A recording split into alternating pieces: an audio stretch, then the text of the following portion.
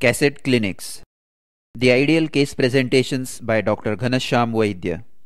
You are listening to the Case Presentations in Medicine, Elementary System. A case of jaundice. A 35-year-old male Hindu patient Shivaram, salesman by occupation, staying at Belgaum, comes with complaints of fever, severe anorexia and nausea since 5 days, and dark urine and yellow discoloration of sclera noted 2 days back. The patient was apparently alright 5 days back when he developed fever and severe anorexia. The fever was mild to moderate, continuous, and is now reduced since 2 days. He has severe anorexia and aversion to food. What are the common causes of severe anorexia? Severe anorexia is seen in infective hepatitis, carcinoma of stomach or liver, pulmonary tuberculosis, and chronic renal failure. Drugs like chloroquine, metronidazole, and antibiotics may also cause severe anorexia. Proceed. There was vomiting on the first 2 days and is now reduced. 2 days back, the patient noticed dark yellow reddish discoloration of urine. What are the causes of dark colored urine? Jaundice, hematuria, dehydration, and drugs like B-complex and rifampicin. Can there be jaundice with normal colored urine? Yes, in prehepatic jaundice, where there is excessive destruction of red blood cells with rise in unconjugated bilirubin. This unconjugated bilirubin is water insoluble and is not filtered through the glomeruli. So there is jaundice with normal colored urine, termed as acholuric jaundice. Asking for history of associated symptoms, there is history of pain in the right hypochondrium since 3 days, continuous non-colicky pain not related to food, not related to breathing or coughing. There is no history of cough. There is history of severe weakness. What are the causes of continuous pain in the right hypochondrium? A continuous, that is non-colicky pain in right hypochondrium may be arising from the liver due to hepatitis, amoebic liver abscess, Budd-Chiari syndrome or congestive cardiac failure, from the gallbladder in acute or chronic cholecystitis, from the duodenum in duodenal ulcer, or from above the diaphragm in pleuritis or pneumonitis of the right lower lobe of lung, or from a subdiaphragmatic abscess. Then what are the causes of colicky pains in right hypochondrium? Gallstone colic, right renal colic, and intestinal colic either from duodenal ulcer or amoebic colitis. Regarding history of complications, there is no history of altered consciousness, drowsiness or tremors, no history of bleeding tendencies, purpura or petechiae, no history of oliguria, no history of abdominal distension, hematemesis or bleeding per rectum. Regarding history of etiology, the patient is a salesman and there is history of traveling and eating outside food and water. Which diseases is a traveler prone to be affected with? Unhygienic food and water can give rise to gastroenteritis, traveler's diarrhea, amoebiasis and giardiasis, then bacterial infections like typhoid fever, and viral infections like hepatitis. In endemic areas, he may also be infected with malaria. What precautions should he take to avoid infective hepatitis? He should drink only boiled water or bottled mineral water, and in case of close contact with endemic areas, a prophylactic injection of human immunoglobulin 2 ml intramuscular should be given. There is no history of recent injections or blood transfusion, no history of exposure to venereal diseases, no history of drug addiction, no history of jaundice in the locality or contact with jaundiced persons, no history of alcohol bout recently, no history of taking any hepatotoxic drugs. Which drugs can cause jaundice? Antituberculous drugs, particularly rifampicin, isoniazid and pyrazinamide, antibiotics, chloramphenicol, sulfonamides and erythromycin, the antipsychotic drug chlorpromazine, alpha-methyl dopa, methotrexate, then oral contraceptives, and transfusion of blood, serum and blood products. Can blood products transmit hepatitis A? Yes sir, if the blood was collected while the donor is in convalescent period after an attack of infective hepatitis, it can transmit the infection. There is no history suggestive of malignancy, that is no history of weight loss or bleeding per rectum, no history of recent anesthesia, no history suggestive of which anesthetic agents can cause jaundice. Halothane and older agents like chloroform and ether. There is no history suggestive of hemolytic jaundice, that is no history of recurrent jaundice in the past or jaundice in childhood, no history of hemolytic crisis. What is a hemolytic crisis? Hemolytic crisis is seen as periodic attacks of severe pain in the back and lower limbs and prostration, usually seen in sickle cell anemia. There is no history of repeated anemia and blood transfusions. No history suggestive of obstructive jaundice, that is, no history of colicky pains in the right hypochondrium, no history of itching, no history of white stools. Why do you get itching? Mainly in the obstructive jaundice. In obstructive jaundice, there is excess of conjugated bilirubin, which gets converted to bile salts, which are deposited in the epidermis. These irritate the nerve endings in the epidermis, giving rise to itching. Why are the stools white colored in obstructive jaundice? Due to absence of stercobilinogen. The flow of the bile into the intestines is obstructed, so there is no formation of stercobilinogen, which normally gives the color to the stools. And what gives the urine its dark color in jaundice? Urobilinogen. There is no past history of tuberculosis, jaundice and blood transfusion. Personal history: the patient is a smoker, non-alcoholic, appetite is reduced, sleep is normal, bowels are mildly constipated and urine is dark colored. No family history of jaundice or any major illness. On general examination, the patient is moderately built, fairly nourished, conscious and cooperative. The nails show mild yellowish discoloration. Sclera shows deep lemon yellow color.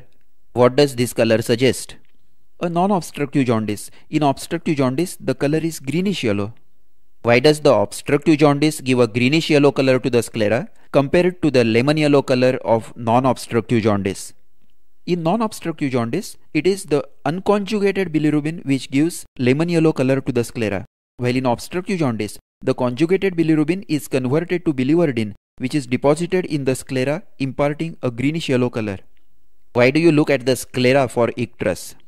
Because sclera has high elastin tissue content, which has high affinity for bile pigments, and secondly, the sclera being white in color, the slightest yellow tinge can be appreciated. Now tell me, what is latent jaundice? Serum bilirubin is raised up to 2 mg%, but clinically there is no icterus seen. That is termed as latent jaundice. The tongue is coated, shows yellow tinge on the undersurface. Skin also has a yellow tinge, no scratch marks, no xanthomas, no angular stomatitis, no xerosis or Bitot spots. What are xanthomas? Xanthomas are yellowish plaques or nodules in the skin around the eyes due to deposition of fat. They may be seen in prolonged biliary obstruction. What are xanthomas usually associated with? Hypercholesteremia and hypertriglyceridemia. Proceed. Vital signs are normal.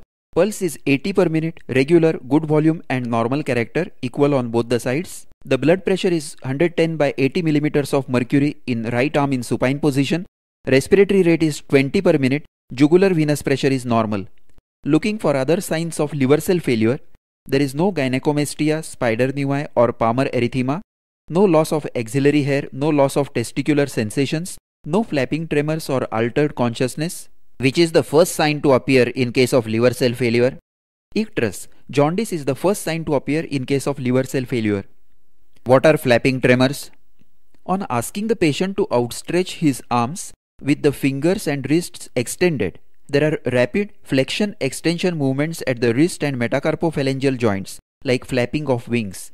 It is a characteristic of hepatocellular failure. What is the cause of these flapping tremors? The metabolic encephalopathy affects the continuous functioning of neurons. So there is intermittent cessation of the continuous function, here the extension of the wrist and fingers, resulting in a flapping movement. Where else do you see flapping tremors? In other metabolic encephalopathies like uremias and respiratory acidosis. Proceed.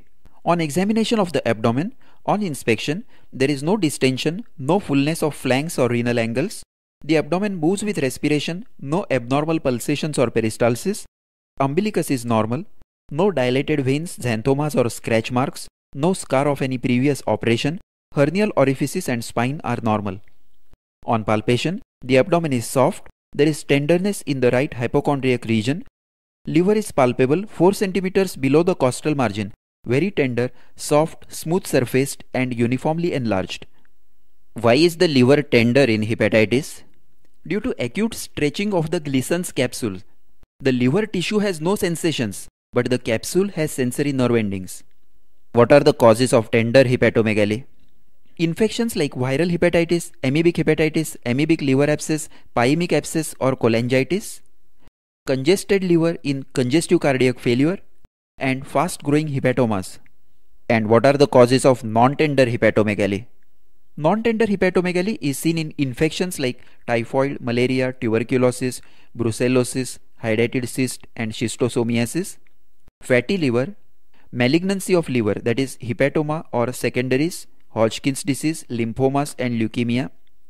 And lastly, storage disorders like glycogen storage diseases, amyloidosis, hemochromatosis, Gaucher's disease, and Niemann-Pick's disease. When do you see nodular hepatomegaly? Fine nodules are seen in cirrhosis. Large nodules are seen in macronodular or post-necrotic cirrhosis, hepatoma, and multiple secondaries. And umbilicated nodules are characteristic of secondaries. In this patient, we have seen hepatomegaly with jaundice. What could be the different causes for this combination? Hepatomegaly and jaundice may be seen in infective hepatitis, obstructive jaundice, hemolytic anemias, storage disorders, and liver malignancies. Proceed. The gallbladder is not palpable, spleen is not palpable, rest of the abdomen is soft, non-tender, no other lump. On percussion, there is dullness over the enlarged liver. The upper border is in the 6th intercostal space in the mid-clavicular line. Tidal percussion shows normal diaphragmatic movement. Liver span is 15 centimeters. No dullness in the flanks or shifting dullness. Splenic dullness is normal. What is liver span? Liver span is the anterior hepatic projection or the distance between the upper and lower hepatic borders in the right midclavicular line. How did you measure the liver span? I percussed in the right midclavicular line from the second rib downwards using a heavy percussion stroke till I reached a dull note in the 6th intercostal space. This was the upper border of the liver. Then I confirmed the palpable lower border of the liver by percussion and then measured the vertical distance from the upper border to the palpable lower border of the liver as the liver span. It was 15 centimeters. How do you percuss for the lower border of the liver? Percuss from above downwards till the liver dullness is replaced by the tympanic note over the colon, or percuss lightly from the umbilical lever upwards in the right midclavicular line and midline till an impaired note is elicited. What is the importance of liver span? It measures the extent of the hepatomegaly, and it is the only way to identify a palpable liver which is not enlarged, as in visceroptosis or emphysema. Because in such a case, though liver is palpable, the liver span will be normal, that is 8 to 10 centimeters. What else do you percuss for in the abdomen? For free fluid, for spleen, and for lumps arising from the pelvis, including the bladder. On auscultation, normal peristaltic sounds are heard. No hepatic or splenic rub, no bruit or venous hum. Examination of the cardiovascular system and respiratory system show no abnormality. CNS, the patient is fully conscious, no tremors, superficial and deep reflexes are normal. My diagnosis is jaundice with hepatomegaly due to infective hepatitis. Jaundice with hepatomegaly due to infective hepatitis. What is jaundice? Jaundice is yellowish discoloration of tissues, mainly the skin and the sclera, by bile pigments. In this case, why do you say it is due to infective hepatitis? The onset is acute with fever and severe anorexia. He is a salesman, traveler, exposed to the risk of infective hepatitis. Urine is high colored with normal stools, suggesting a non-obstructive jaundice. And on examination, the sclera is lemon yellow colored and liver is enlarged, soft and tender. Why do you say it is not an obstructive jaundice? There is no history of colicky pains in the right hypochondrium. There is no significant pruritus and stools are normal colored. On examination, the sclera is lemon yellow, not greenish yellow. Liver is tender and soft, so this is not a case of obstructive jaundice. Why not hemolytic jaundice? There is no previous history of attack of jaundice or anemia or blood transfusion in childhood. This is a middle-aged man presenting with jaundice for the first time.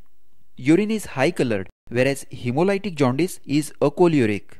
On examination, he does not have marked pallor and spleen is not enlarged, so this cannot be a case of hemolytic jaundice. If in this patient with jaundice, spleen was also palpable, then what would you have thought of? Sir, hepatosplenomegaly with jaundice may be seen in hemolytic anemias like sickle cell anemia, hereditary spherocytosis and thalassemias, obstructive jaundice due to bile stone or tumor, infiltrative diseases like sarcoidosis, amyloidosis, Gaucher's and Niemann-Pick's disease, and malignancies, lymphomas and leukemias. What investigations would you like to do in this case? Complete hemogram, urine and stool examination, liver function tests including serum bilirubin, total, direct and indirect, SGOT and SGPT, serum alkaline phosphatase, bleeding time, clotting time and prothrombin time. Then Australia antigen test to rule out hepatitis B and ultrasonography to rule out obstructive jaundice and malignancy. What about liver biopsy? No sir, it is not indicated here as I am not suspecting any malignancy, cirrhosis or infiltrative disorder. When is it contraindicated? Sir, liver biopsy is contraindicated in presence of increased bleeding and clotting time and if a hydatid cyst is suspected. How will you differentiate between hepatitis and obstructive jaundice on investigations? Urine shows presence of bile salts and bile pigments in non-obstructive jaundice while they are absent in obstructive jaundice. Serum bilirubin is mainly conjugated, that is direct, in obstructive jaundice, while in hepatitis it is mixed, that is both direct and indirect. Only indirect, that is unconjugated bilirubin, is seen in hemolytic jaundice. SGOT, SGPT and serum alkaline phosphatase are markedly raised in obstructive jaundice and moderately raised in hepatitis. Now, considering this to be infective hepatitis, is this patient infective to others? Yes sir, the stools remain infective for about 10 days after the appearance of jaundice. Can this be hepatitis B?